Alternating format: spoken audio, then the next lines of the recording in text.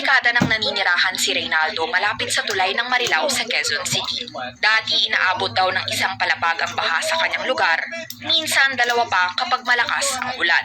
Ngayon, wala pa naman. Nag-ulan ngayon, wala pa naman, hindi na siya bumabaha dito. Hindi na gaya noon, umulan pa lang daw, nagsisimula na silang mag-akyat ng gamit. Hindi na masyadong mataas ang tubig. Wala na masyado kaming pangamba dito. Halos 2 taon na rin nang sinimulan ang malawakang clean-up sa Pasig River. Ang ilalim ng tulay na ito sa Quezon Avenue kung saan dumadaloy rin ang tubig mula sa San Juan River, hindi mo aakalaing nagmistulang tambakan ng basura noon.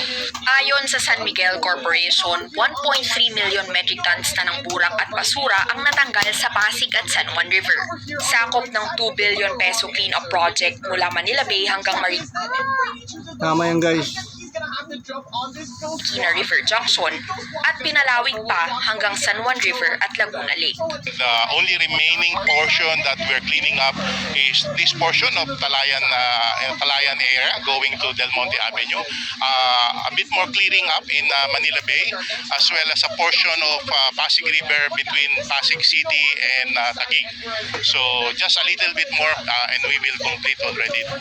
Sa Barangay Talayan, ramdam na rin daw ang epekto ng paglilinis sa mga ilog. Isa ito sa mga pinakamababang lugar sa Quezon City, kaya bagsakan din ito ng tubig. Hindi lang yung volumes of waste, grabe, na-stack up dito. Napakahirap ang mga residente. Pero ngayon, you can see in the last 2 years, medyo nasusolve. So far, so good din naman daw ang nakikita ng SMC sa daloy ng proyekto. Sa bagyong Paeng noong Oktubre 2022, hindi raw nagkaroon ng overflow ang Marikina River at wala rin gaanong baha. There were some heavy monsoon rains this May and June, no?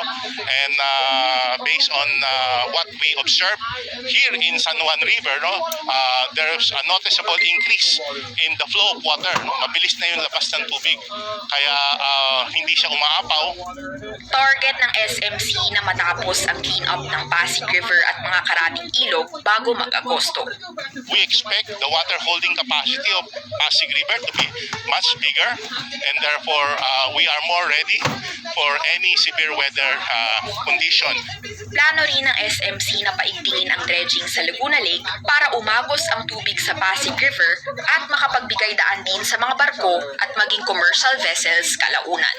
Kari Cator, CNN Philippines.